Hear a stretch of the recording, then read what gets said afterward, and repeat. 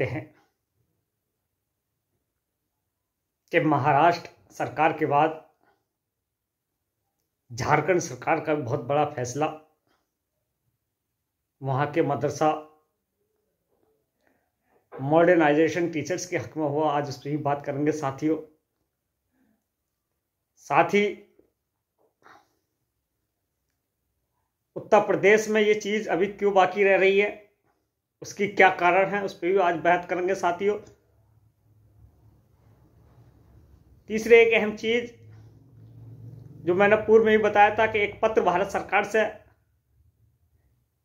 अन्य राज्यों को जारी हुआ था, वो क्या था, उस पर भी बात करेंगे साथियों। वीडियो में अंत तक बने रहें और जो टीचर्स चैनल पर नए हैं चैनल को सब्सक्राइब कर लें। साथियों, जैसे आप सभी जानते हैं इस बात को बखूबी कि महाराष्ट्र सरकार ने मदरसा शिक्षकों को रेगुलेट करने के लिए उनके वेतनमान में वृद्धि की थी और उसके बाद वहां के टीचर्स को एक बहुत बड़ी राहत मिली थी। उनका एक लंबा संघर्ष उनके साथ रहा। साथियों, 9 दिसंबर 2024 को एक पत्र भारत सरकार से समस्त राज्यों को जारी होता है जिसमें साफ स्पष्ट लिखा था कि भारत सरकार से चलने वाली इस योजना को पूर्णतः बंद कर दिया गया। लेकिन साथियों, मैंने एक बात और बताई थी पूर्व में, इस पत्र के साथ साथ अन्य राज्यों को एक और पत्र जारी हुआ था जिसमें यह लिखा था अगर राज्य चाहे तो अपने स्तर से इस योजना का संचालन कर सकती है ताकि मॉडर्न शिक्षा को बढ़ावा मिल सके, क्वालिटी एजुकेशन मिल सके। और ऐसा ही एक पत्र उत्तर प्रदेश को भी जारी हुआ था।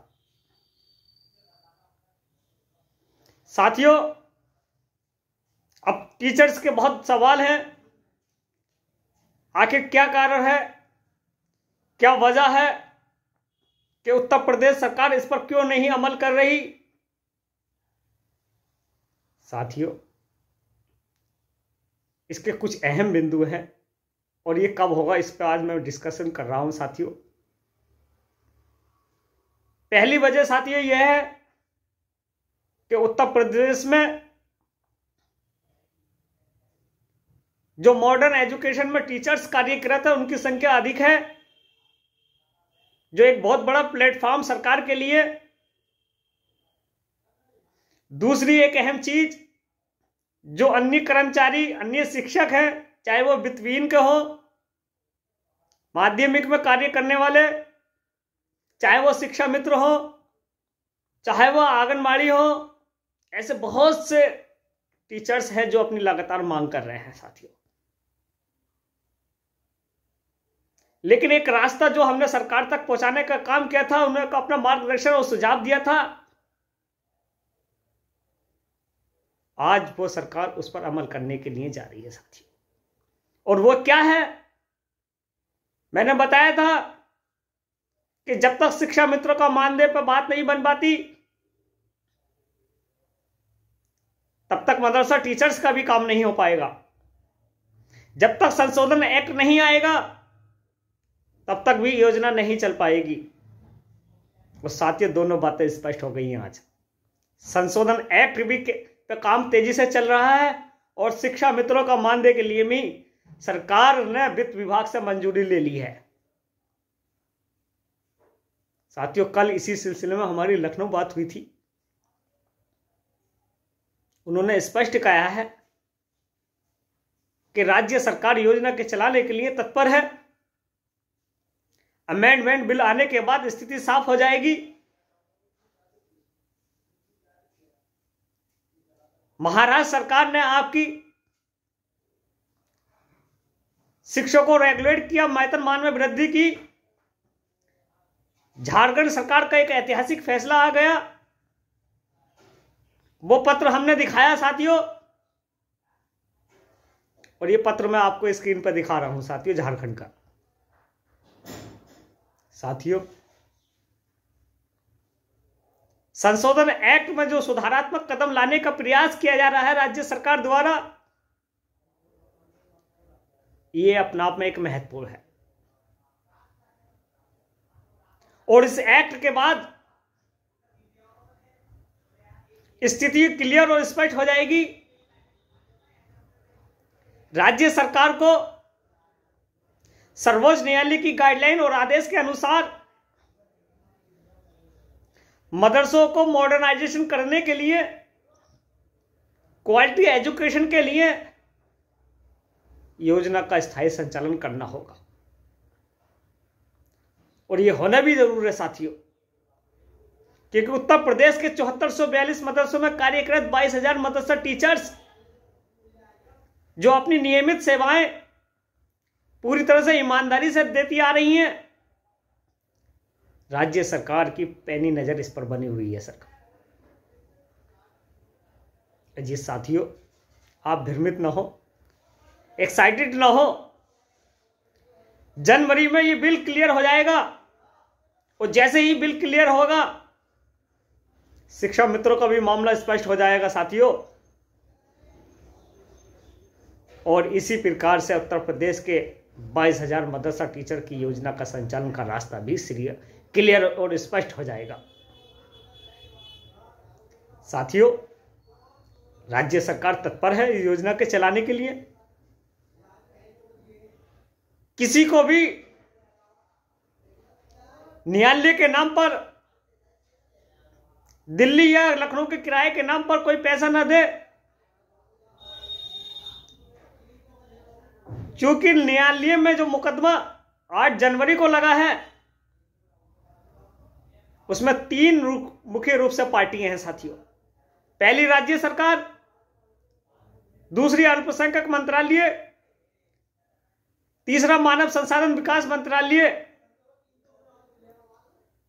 और अल्पसंख्यक मंत्रालय पर आपकी कोई देनदारी नहीं है साथियों, यह भी आपको स्पष्ट कर दो।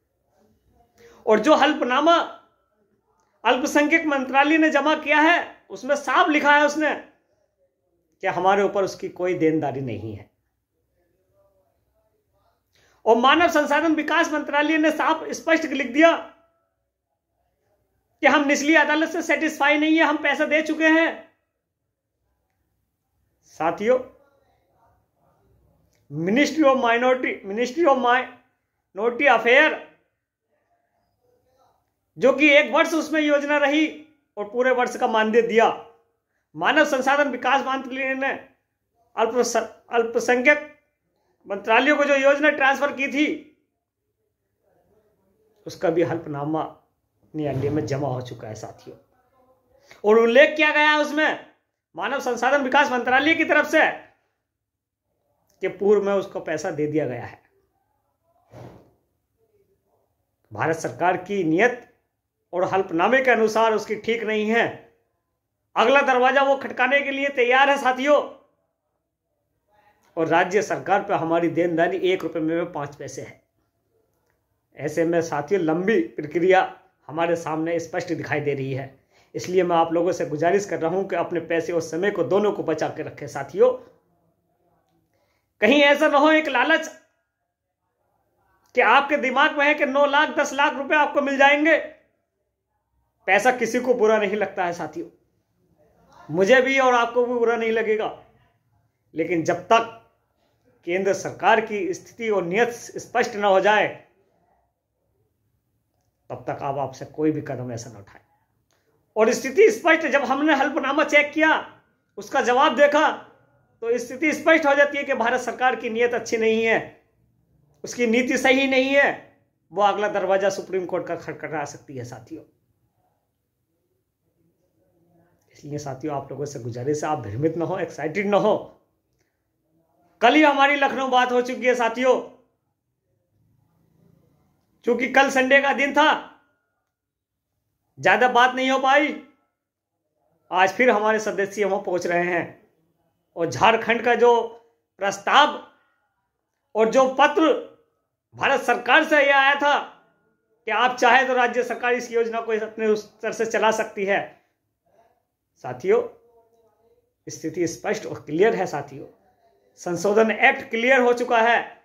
कैबिनेट में रखने के बाद उत्तर प्रदेश के 7442 मदरसों के एक रास्ता सीधा और स्पष्ट मिलने जा रहा है साथियों। आप लोगों से दुआओं की दरखास्त है, वीडियो को अधिक से अधिक शेयर कर दें और दुआ कीजिए कि हमारी योजना उत्तर प्रदेश अति शीघ्र चल जाए।